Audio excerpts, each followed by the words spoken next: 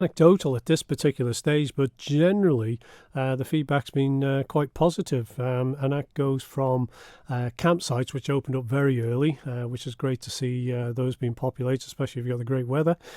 Self-catering, who adjusted quite quickly too, because typically a lot of self-caterings might take a week. A lot of them did shorter stays, and then hotels as well, so for a night out in town or around the island. So yes, anecdotally been quite positive. But I would say that I know that some of the Douglas ones are still struggling, and it's worth highlighting the promenade hotels who could do with the support more than anything. Have there been any cases of people on the island coming forward and offering accommodation or the other activities that they weren't before?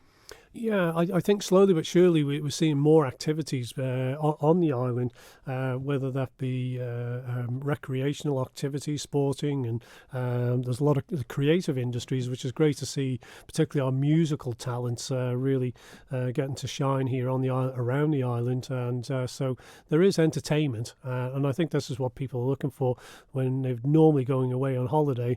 They probably ask themselves, look at how much money I'm saving, but where would you want to spend that money? And the Isle of Man needs every pound it can to be spent in the local economy, and the staycation market in particular desperately needs it. We've been speaking to the Guernsey Chief Minister while he's been on the island in the last couple of days, and he said that tourism businesses there are effectively facing 3 winters in a row.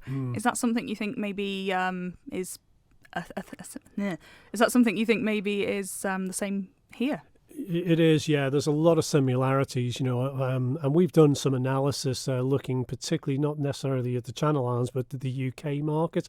Our seasonality is quite pronounced here on the Isle of Man.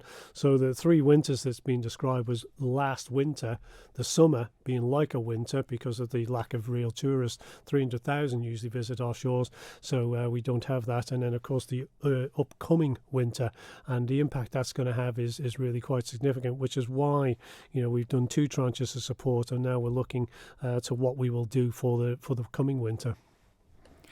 What is the long-term impact potentially of this? Is this something that's been maybe a bit underexplored historically? Well, the longer term impact is still unknown, to be quite frank, and it's all to do with external issues. For example, the what happens with the airline industry. There's a lot of travel commentators talking about second quarter where they're going to start to see any real return, and you're seeing around the world, where the spike's happening again, and you'll see quarantine issues and various other activities where travel is being curtailed, and the whole viability of the airline industry is seriously under question. We're very fortunate. We have the steam packet, we own the steam packet, and therefore we'll always have sea links. So the air service is an issue that is being considered as we speak. And in terms of staycations, is that something that we think is going to be here to stay? Our best guess, and I'd say it's a guess really because we don't know how the capacity issues the airlines will pan out, but we do think that people will probably not travel as far. Therefore, those in our near neighbours, whether it be England, Scotland, Ireland, and Wales, and so forth, might look at the Isle of Man as an opportunity to holiday, which is exactly what's happening in each of those destinations anyway.